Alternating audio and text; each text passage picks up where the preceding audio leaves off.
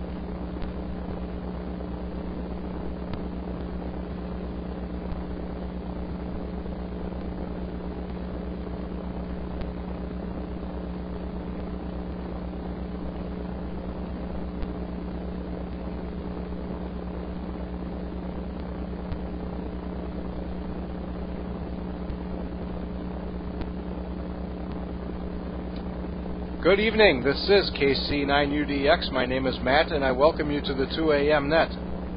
The purpose of this net is to promote the use of amplitude modulation and also to establish this part of this band as a place for AM activity in this area.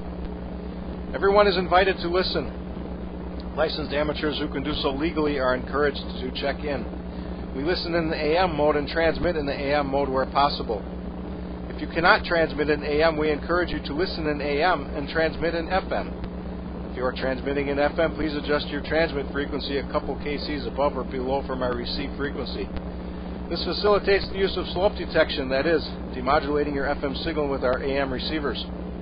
When checking in, please announce your call sign in standard phonetics.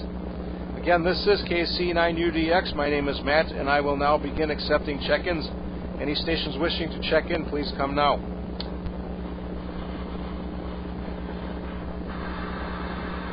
Hello, good evening, Matt, W9JCC.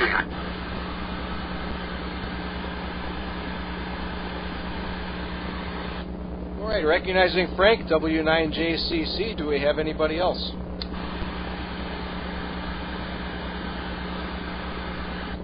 Anybody else wishing to check into the 2 AM net, come now, please.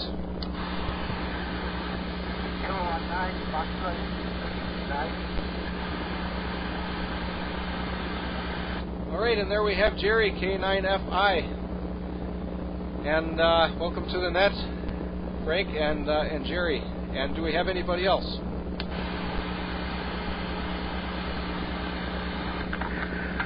And Whiskey Bravo 9, Bravo Whiskey Papa, is LBRY. And there is Dave, WD9BWP. Welcome to the net, Dave. Anybody else?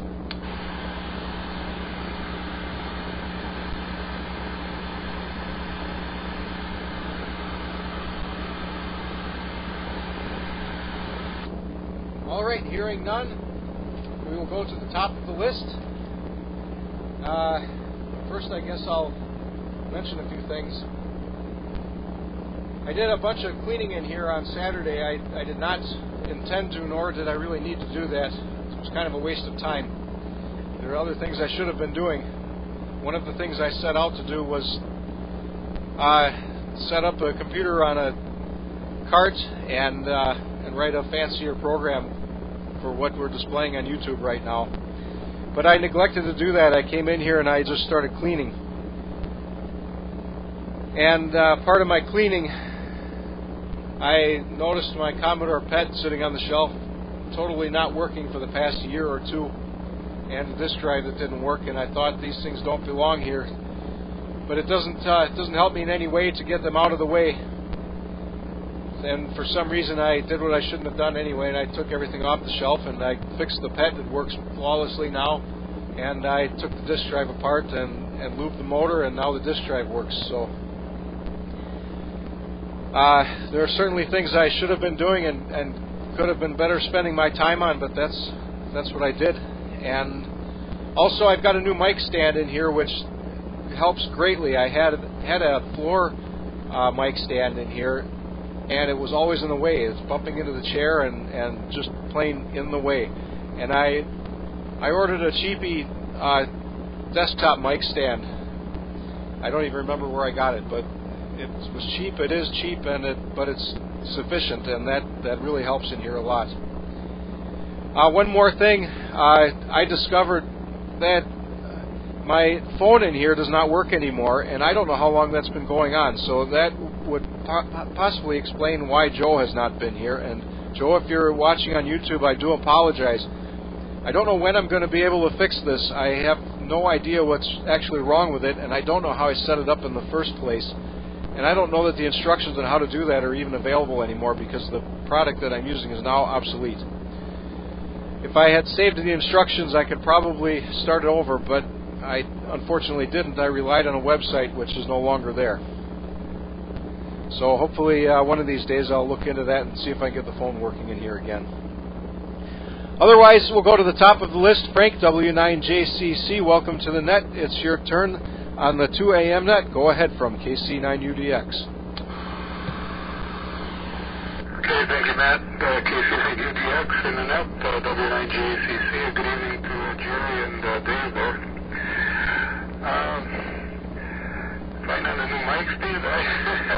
I could use. I got 3 mics on the table here and a couple of telegraph keys. And it's kind of busy, but I managed to get around with it. Not a whole lot's been going on. I got our taxes done here a few days ago and got those electronically filed. I got my new PC running okay, and it's up and running. I love the machine, but the screen is much smaller than I'm used to. It's I think a 15.5 inch, which is real nice. It's real crisp and clear, but I would like something bigger, so I'm thinking about ordering something new. I already ordered an external keyboard and mouse, wireless one, so that I could sit back a little further from it. And I may be investing in another monitor, but we'll see where that goes. And other than that, I have an old HP 11, I think it's an 11C calculator, scientific calculator that I've had for years and years and decades, I guess. Uses reverse polish, which I really love. And it stopped. Well, one day I went to turn it on and it didn't come on. So fortunately I had the manual for it, and there was a couple of things you could do by doing keystrokes to try and awaken it. Of course, I've checked the batteries first, and nothing seemed to work. And then there was one final step you could take. It involved getting in there with a paper clip and momentarily shorting out the 3 batteries end to end. And by golly, that worked. Must have been a master reset or something, and now it's back and running. So, and you can't get those anymore. Of course, you can't buy them new. And if you want to buy them used, you're talking between $150 and $200 on eBay and places like that. So, anyway, just thought I'd throw that in a little tidbit. Back to you there, Matt. LBRY and Odysee. All right, thank you, Frank. Fine business on the new PC. I think your monitor is bigger than all the monitors surrounding me right now. I think the largest ones in here are all 14 inches. Some of them are 12, and one of them is, or 2 of them are 9 inches. But I can certainly appreciate where you're coming from on that. And fine business on the HP calculator. I am very familiar with the procedures that you used to revive that 11C. I have had to do that on somebody else's 11C in the past. I do not have that model. I have a 28C sitting here. I have a 41CV. I've got original 41C, a couple other 41CVs, and a whole bunch of HP 32S and 32S2s. The 32S2, I think, is between that and the 41 are my favorites. If they had made a calculator like the 41 that has some of the capabilities that the 32S2 has, that would be the ultimate calculator. They'd never have to build anything else. I bought an HP 35S a few years ago. It was a brand new one, and you know, they almost got the quality right, but it's not there. Some of the keys, the first thing I noticed, some of the keys didn't work. Some of them double press when you press them. Some of them, they just don't work, and you got to kind of wiggle them around to get them to work. And I'd say the thing only worked for about 2 weeks, and it just plain quit working. I probably should have tried to take it back under warranty or something, and I did not do that. I thought I could do something with it, and I cannot. It has not been revivable. So, unfortunately, the old ones do seem to be very high quality, as you see with your 11C being recovered, but the new ones are not so well. Fine business on the taxes. I did do mine semi-electronically. I sent in by mail. I did that probably about a month ago. I thought I had all the documents I needed, and then of course, you know, one new one came in 2 days ago, but it's nothing that's going to affect my return, fortunately. So, and you mentioned the telegraph key and what's on your desk here. I limited myself to one microphone for all these radios, except for I got a bunch of mobile rigs hanging above me, and they all have separate microphones. But this astatic D104 plugs into every other radio I've got in here, which that helped declutter things a lot. And my key is Well, I designed this shelf that all my radios are on with the key in mind, so the key slides underneath the shelf when I'm not using it. The problem with that is I don't have a shorting bar on it, and my Drake, well, I have to have a weight on that key all the time to operate the Drake. So the key is not in its storage spot, and it's kind of clumsily got a box sitting on top of it for weight. One of these days I'll have to install a shorting bar on it, or do something different, have another switch or something for that. Anyway, I'm rambling on here. So, Jerry K9FI, welcome back to the net. It's your turn from KC9UDX.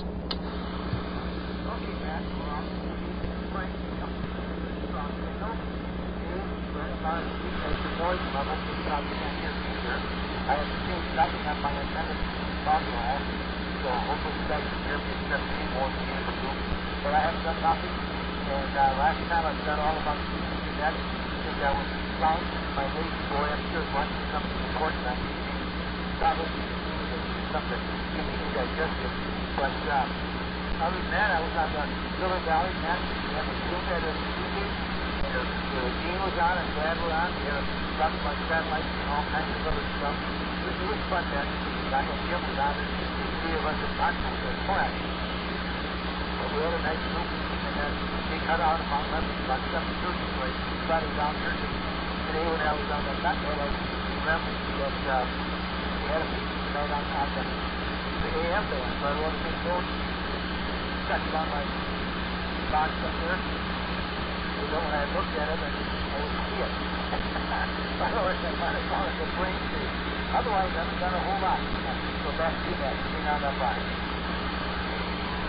All right, thank you, Jerry. Fine business. And you made me think of something here. You were talking about the Zoom meeting, and I've only actually tried to attend one, and I guess I don't have that capability anymore now that the phone down here doesn't work.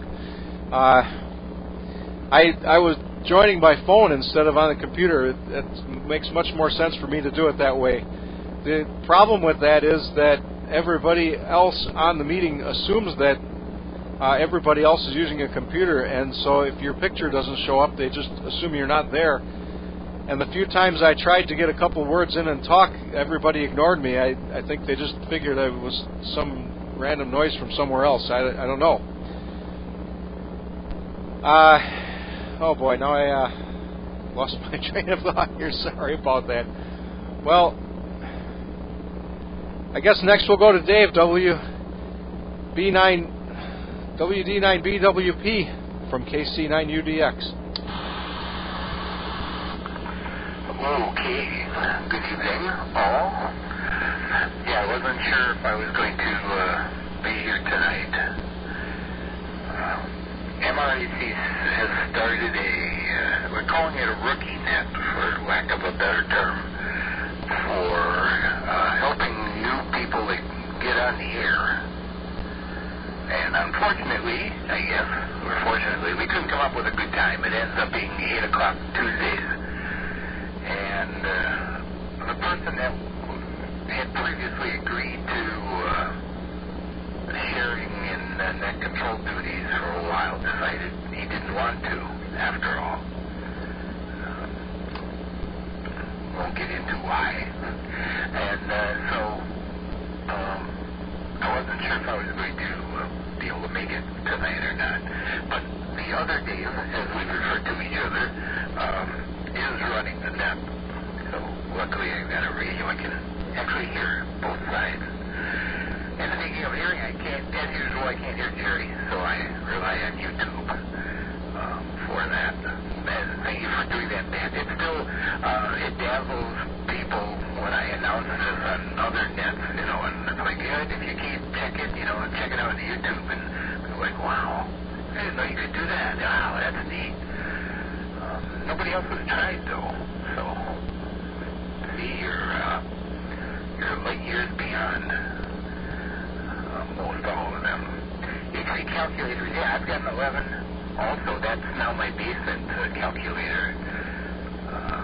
Some years back, I don't know, 5, 6 at least years ago. That was my main office computer, and I spilled some, I think, soda onto it, and it started acting really goofy. I actually took it apart, got in there, cleaned it up, dried it out, but unfortunately, in getting it put back together, I wasn't able to get everything just right. So now when you put it down, there's kind of a wobble to it. But that's okay. That became the, as I refer to it, as the basic calculator. And I did buy one of those newer HP 35s. There is, yes, a definite quality difference, but luckily, I guess, mine was not like yours. Mine is still working, and all the keys work. It works fine. But I probably got that, probably around the time when I spilled stuff into the 11. So I would say it was at least 5. It was probably more like 7. Oh, that's my radio, my timer in there. Probably more like 7 or 8 years ago that I got that one. And then I got an HP 48, I think, if I remember the right model numbers. It's the latest version, or maybe the last version even, of the big graphic one. I wasn't necessarily looking for it, but it was around Christmas time. I don't know, probably 3 or 4 years ago. Best Buy, believe it or not, had it. I saw it online. It was on sale for like $49 instead of $200 or something like that, with free shipping. So I was like, sure. I haven't used it much, but I've got it. So I guess I'm covered on the calculator department. Wisconsin QSO party Sunday, if anybody's got time for that. Starts at 1, I think. I did the ARLDX contest last weekend for a few hours. Bands are definitely getting better because I've done a couple of contests now this year. And actually making contacts on 10 meters early in the day, of course. And considering even in the 10-meter contest, I haven't made any 10-meter contacts for about 3 or 4 years before this, so things are getting better. With that, we'll send it back to Nemesis WB9BWB. All right, thank you, Dave. And you remind me again that my HF antenna is kaput. I have no HF antennas anymore at all. And this is the wrong time to be in that situation. So if I end up with any time on my hands, I'll have to do something about that. I hate to say it because I can't afford it and I don't wish it on anybody, but that 3 months that I had off 2 years ago for COVID, when everybody was in a big panic about it, I got a lot of stuff done. And that'll probably never happen like that again, hopefully. You mentioned that 48, HP 48. It occurs to me I have 2 of those. One of them was an early model, and one of them was a late model. I don't remember the letter designations that come after that. And I don't remember why I have them, but I think they're still new in the box somewhere. Maybe they don't even work anymore. I hope they don't. I hope they didn't ship with batteries, and they probably did. So I guess if I think about it, one of these days I'll have to dig those out and get the batteries out of them. You mentioned that 11C that you had to take apart and clean. I have a 32S that I used to use when I was a machine operator. I used to run die sink or EDM machines, which are full of oil and, if you can imagine, really fine steel powder, kind of mixed in with the oil and piles of it on the bottom of the tank. And I dropped that calculator in that tank one day, and I just kind of wrote it off and bought a new one, and I stuck that in my toolbox. And I think 10 or 15 years later, I ended up taking it apart. I had to cut all the plastic welds, took it apart and cleaned it, and like you're talking about, I did not get it back together exactly right. But surprisingly, it did come back to life, and it does still work. As far as YouTube, I've been thinking about this a lot lately, and again, I just plain don't have time to do this stuff. But there's so much stuff I could be doing here. The computer program that's running right now, just displaying the time, could so easily be doing other things live here, and it would be really easy for me to have a switcher and a camera, or two cameras. And also, I have everything I need here to broadcast amateur TV. I could be simulcasting that way in the same video feed as YouTube with absolutely no problem, but getting all that stuff set up and working is not something I'll probably ever get around to doing. Anyway, I'm rambling on again here, so we're at the bottom of the list. Let's see, do we have any more check-ins for the 2 a.m. net? Come now, please. This is N9CXK, November 9, Charlie X-ray kilowatt. Carol out in East Troy. I'm listening. You can check me in and out, but listening. All right, I apologize. I fumbled the pencil here while I was writing down your call sign. Could you please repeat it? Sure. November 9, Charlie, X-ray, kilowatt. My name's Carol, and I'm in East Troy. All right, recognizing N9CXK. Carol, thank you so much for checking in here. And I do appreciate that. It's good to have new people, and you got a really nice signal, really good audio, so it's good to have you in here. And I will mark you as checked out, and I'll say 7-3 to you, but I guess if we make another round here, I'll call for you at the end of the list here, and we'll see if you just happen to still be around. Otherwise, do we have any more check-ins? Come now, please.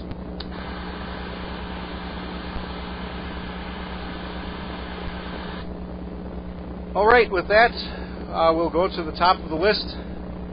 Oh, I should mention, Carol, we do this every second Tuesday at 8 p.m., so we will be here next month and the month after that, God willing, if everything goes right. So we've been doing this for, I don't even know how long now. It's well over 5 years. So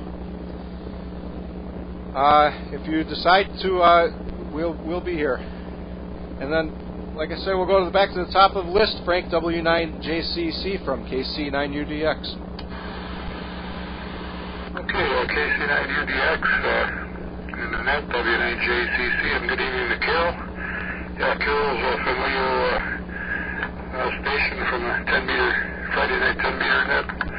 So, good to hear you in there, Carol. We got a good signal. Signal report-wise, Matt, you're 40 over 9, Jerry, K9FI is 5 and 9. Dave, BWP was 5 and 9. And Carol, you were a little too quick for me. I didn't get the report down, but you sound as loud as the other guys, Jerry and Dave. So good signal here in the southwest part of Waukesha. And fine on the calculators, though. I wrote down those numbers. I kind of panicked when my 11C looked like it was dead in the water. And I was looking on YouTube, and I saw one guy explain how to take it apart, and I was just about at the point to take the rubber feet off and locate the screws and do the disassembly. And then I got the manual out and found that it could be reset, which I thought was kind of a weird way to reset. I've never reset anything like that before by just shorting out the battery, but batteries had to be in place, and it wasn't a real easy spot to get the paper clips into, and I was worried I was going to do more damage than good, but it did work, and I'm glad it did. Let's see. Well, talking about checking the bands in the morning, a couple of nights ago I had a real restless night. I got up around 4:30 and I came down to the shack just for good since I was up anyway, and turned things on, and it was pretty dead. I couldn't hear anything on 10, 15, or 20, and even the low bands were kind of non-existent, so I went right back to bed. So anyway, I'll turn it back to Net.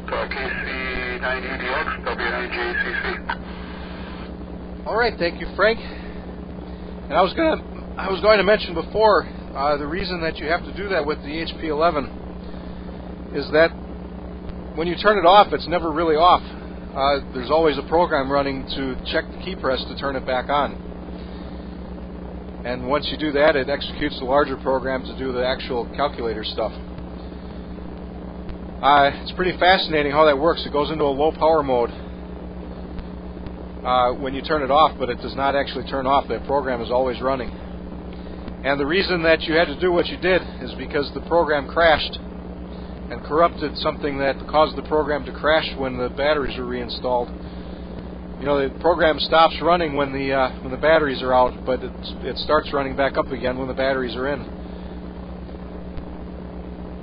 Or actually, on that one, well, yeah, the reason you have to short the battery contacts is because there's capacitance in there that keeps it running. I suppose if you put it in a drawer for a couple of years, it would probably revive it by itself, but by shorting that little bit of capacitance, then the program has a chance to reset and restart. So probably a lousy explanation, but that's how that works. It's actually pretty fascinating. Those calculators are actually pretty complicated in how they work, and it's pretty amazing. Going back to the HP41, there's no reason since that calculator to call any of those calculators. They're actually handheld computers. And interestingly, even like your 11C, if you were really ambitious, you could change the programming in it to make it do something completely different. With that, we'll go to Jerry K9FI from KC9UDX. Okay, Matt. Well, K9FI, it's nice to hear you, Carol. We hear each other on the Friday night net. Generally, you're not very strong with my antennas pointed. Tonight, you're coming in with really nice signal here on my 60-foot vertical over your 2.4 antenna. So it's nice to hear you. You've got a good signal. And as far as all those downloaders, I'll have to go upstairs and look in a box. I have a couple of good package scientific stuff because I'm not exactly what the unit number is. Here with me on, I always use simple high-stress percentage way of looking at the box as far as I got. With my son, he used all those numbers when he got that new stuff now, but my children will be laughing. You have a dad in the day of a good calculator. Other than that, I'll be buzzing on and thinking about stuff and doing my brain work when I doodle and my fantasy ideas. So back to you, K9FI. All right, thank you, Jerry. And it's kind of interesting that we all have these calculators. That I think we're kind of like-minded people, all being in this hobby and having the same type of stuff. That's kind of interesting. And fine business. And with that, next we'll go to Dave, WB9. Oh, I should give a signal report here for everybody first. Frank, you're pegging the meter, so you're 10 out of 10 on my 0 to 10 gauge. Jerry, you're a 4. I think you're a little bit quieter than normal. The noise sometimes takes over your voice, but it's not terrible. Dave, you're a 6, and I'd say that your audio, or at least compared to the background noise, is clearer than normal. I don't have my paper here to say what is normal. I'd say normally you're a 6 1/4, so maybe the signal strength is a little bit down, but maybe the background noise is down. And Carol, I apologize, I did not look at the meter. But Dave, WB9BWP, it's your turn from KC9UDX. Okay. Well, I guess I'll start there with signal reports.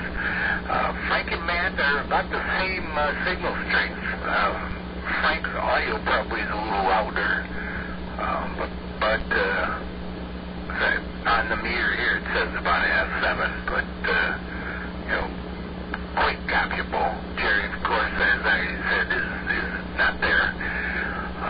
Carol is an F4 over here, and it's good to get some other stray call signs that wander by, and that's good.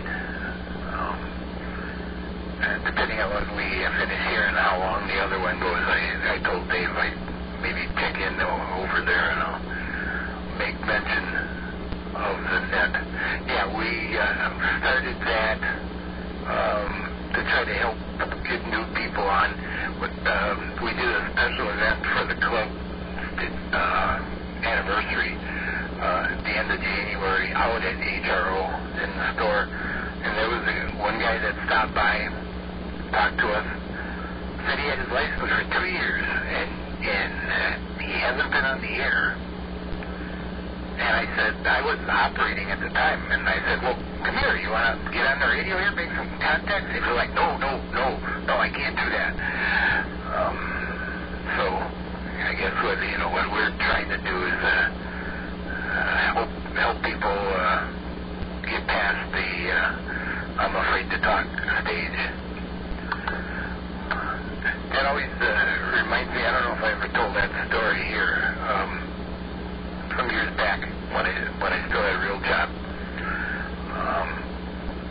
I was chairman of a user group for a CAD system that we had, and I think I was changing jobs or something, and anyway I was leaving the spot, and I tell you, I was talking to somebody else in the group, and I said, hey, why don't you do this? And they were like, no, I can't stand up in front of a room and talk to people. And they were doing a radio show on WMSC. And I said, yeah, but you're on the radio, and sometimes I hear you, sometimes you get kind of crazy on there and stuff. I mean, come on, you can do that, you can stand up here. And they said, no, doing the radio thing is different because nobody can see me. I can't stand in front of a room with people looking at me and talk to them. So it's kind of just the opposite of that. Stand by. That is just to beat the radio timer. Of course, I could go in and turn it off too, but and the calculator thing, way back, still in school, I started with TI calculators just because I couldn't afford the HPs. I was even part of not really a testing group or anything, but I was asked to fill out some surveys on the TI had one of the first TI scientifics at the time, and answer a bunch of questions about it.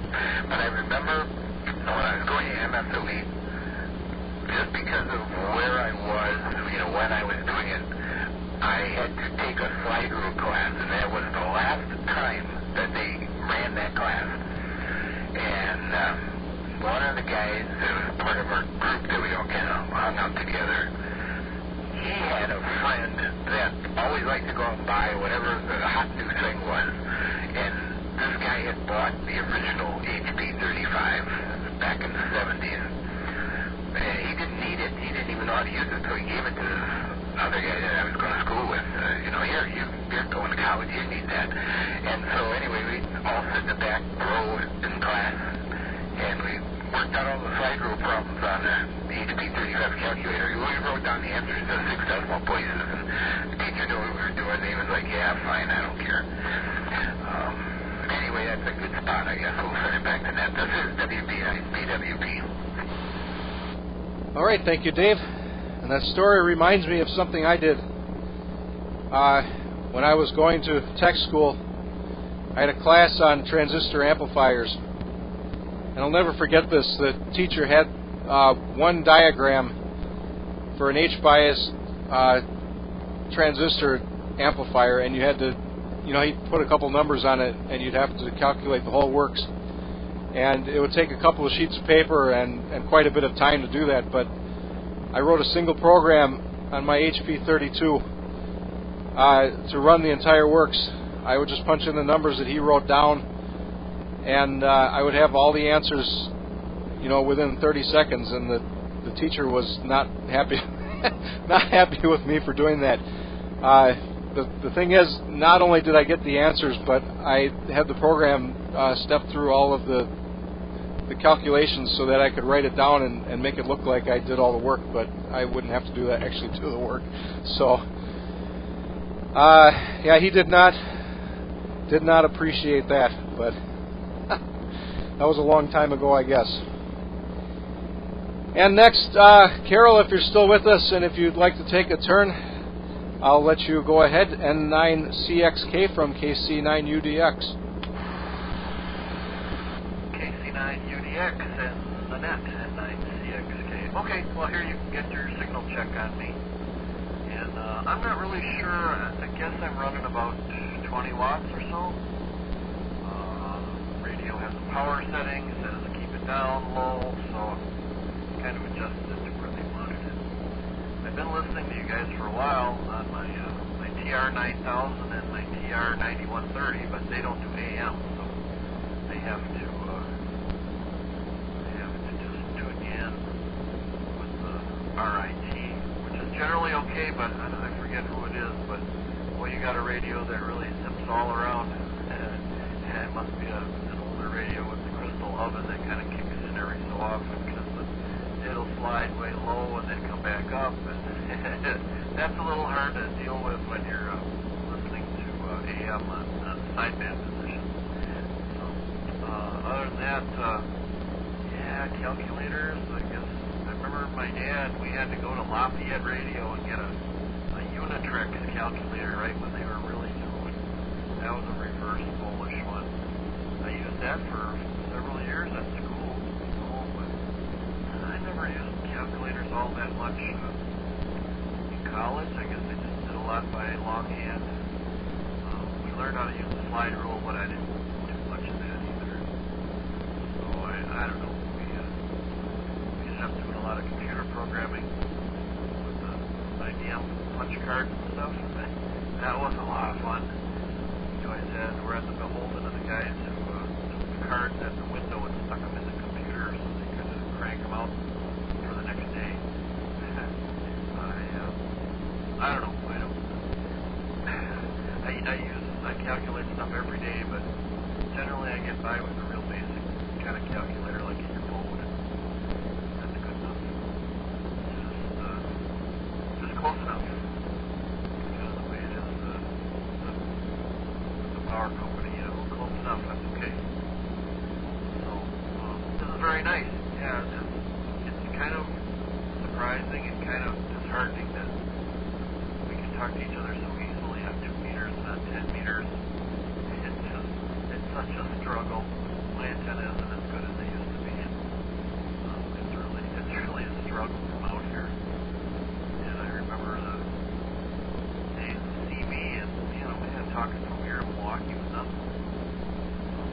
I'll be working on the antennas in the spring here, though, when I get back on the roof safely and not wreck the roof. And put up some real antennas. There you have it. Yep, I am going to run now, but thank you very much for letting me in. Very nice to be here. And I will talk to you all pretty soon. N9CXK. All right, thank you, Carol. I will say 7-3 to you, and again, thank you for stopping by, and it was really good to have you here. And we do have a lot of fun here on 2 meters AM. I'll have to look up the Unitrex calculator. I've never heard of that one. That's interesting to me.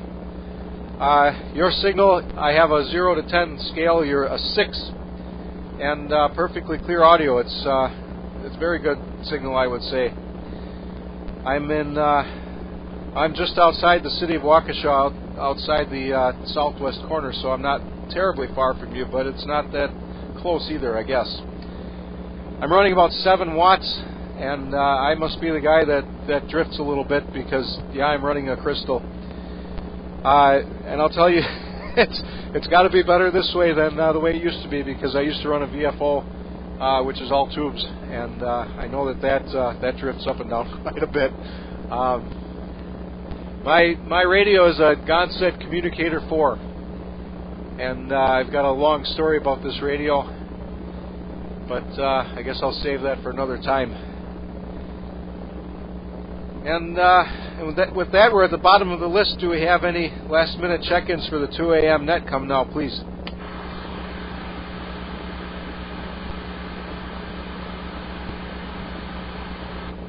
Does your radio have the civil defense logo on it? No, the communicator 4 does not. Here's my communicator 3. That one does not. I did have a original communicator and a communicator 2 that both did at some point. And I regrettably sold those. I'll never get over that. I think I sold them for less than I paid for them, and they were in absolutely beautiful condition. You cannot get them anything for like what I paid for those anymore. But yeah, this one does not have it. Okay, just checking. I love those radios. They're very neat. And yeah, if you can find them, especially the 6-meter ones, they're really nice to get your hands on. But yeah, hindsight is 2020. You know, you never think of it. At the moment, it's a boat anchor. It's in your way. It's heavy, and you think, oh, well, I can get something nicer. But then when they become a little more scarce, there you go. That's why I'm kind of collecting these 90s, all-mode mobiles, because they're really handy. They're easy to deal with. They're small, like CB radios. So I've got a couple of them here now, 2-meter sideband radios. Just kind of moving around the summer. I just picked up a pair of Halos, so I still have my stacking harness from the stacked 11s I had years ago. So that should work out real good once I can get a little more pipe in the air. All right, everybody, have a great night. Nice to hear y'all. And I've been listening for you every week, but I guess you're only here on the second Tuesday, so no wonder it's kind of hit. Take care, everyone. Good night. See you again. All right, thank you again, Carol. And yeah, the 6-meter communicator 3 has got to be the most fun I've ever had in amateur radio. I run that off a battery. I took it to the park one time. I think it was on field day. I took it to the park up on top of a hill, and I put a long coat hanger in the antenna socket on top. I think I could be wrong about that. I just recently threw that coat hanger in the garbage. I probably shouldn't have done that. I could have stuck it in the ceiling or something. But anyway, that was an absolute blast. I only made one contact, but that was a ton of fun. And with that, it's time for the 7-3 round. We'll go to the top of the list.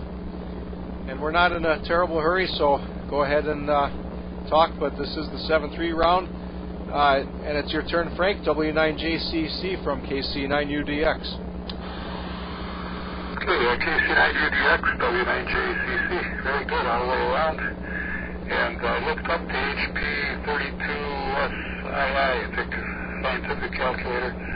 Looks like that's a reverse pole. It says RPN on it. The interesting thing about that calculator is that somewhere along the line here, a decade or so back, I got one of those for free. I don't know, it must have been at work for a project we worked on or something. And I had it stored away. I hardly ever used it. And it was not a 32. I don't remember the number of it, but it's just exactly like it's my wife's calculator now. It's not reverse polish, but the layout is exactly the same as the 32. I was just tempted to go up and take a look at the model number while you guys were talking, but I figured I'd better not. But everything looks identical. The key layout and everything. I must use the same hardware and just put a little different decal on the thing and different programming, I suppose. But anyway, hers is not an RPN. It's conventional, I guess you'd call it. And then you're talking about calculators. I went and pulled the drawer open on the back desk behind me and pulled out the predecessor to my HP11. It was a Texas Instrument SR50, which worked very well for quite a few years. And after, I don't know, probably a quarter century or so, it didn't work real good. Started acting up, and I have since extracted the battery out of it. I don't know what kind of battery it had at this point. It wasn't the conventional ones, the AA's or AAA's. It was a pack that had a couple of contacts on the back, and it was removable, but it's since gone into the garbage. And we're talking about slide rules. I went to school with the use of the slide rule all the way through school, I believe, all the way through college. And I think the calculators got kind of popular in the probably mid-60s. There was when they started to come out. Standby. When I was working out east on a project, we suddenly got a desktop calculator that could do square roots. And of course, we're always working control systems and things. We're always doing square roots by hand, and all of a sudden this thing showed up, and there was always a line of about 6 people in front of that thing to do the square root function when you got to it. And to Carol, if you're still listening, no problem hearing you on 10 meters. You're doing just fine. This way off the back corner of the beam. And one item I really didn't want to get rid of, and I did, was an IBM PC/AT. It'd been boot up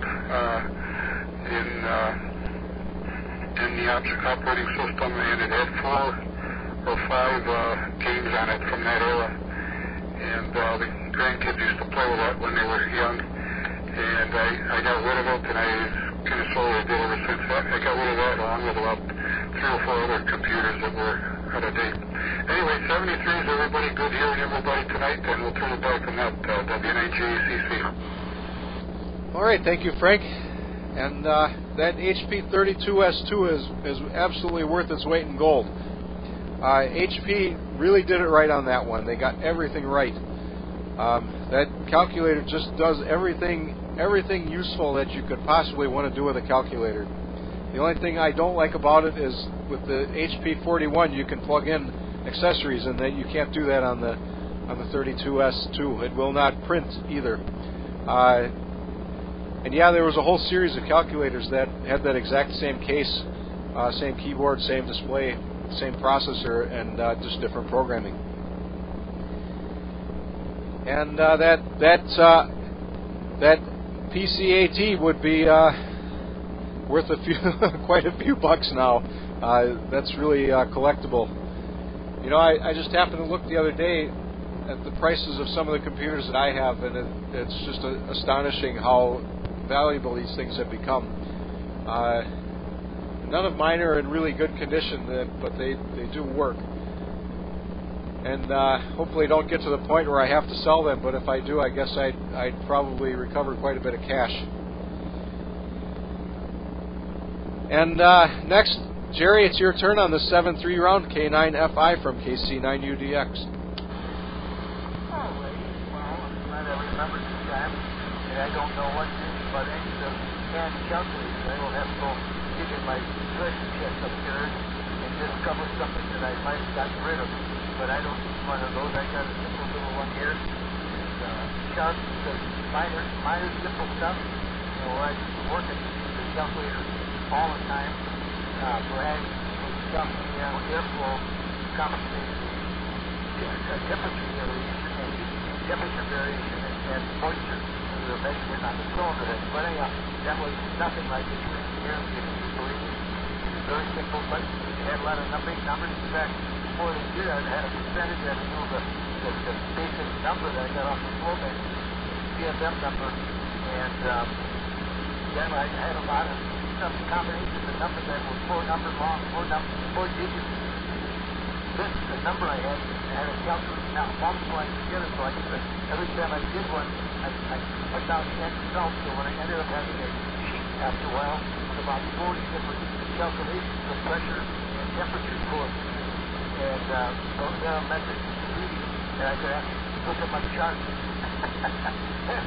guess they call me advertising, adding subtraction, but in the end, it gives you a little calculator, very basic, costs about $150, and costs better now, but I had that for a while, and later on I got a better one, but that's about as much as I use. And we used to do some on the dyno, you have to do a horsepower calculation on a dynamometer to have the horsepower that you have. Otherwise, it's much the calculator.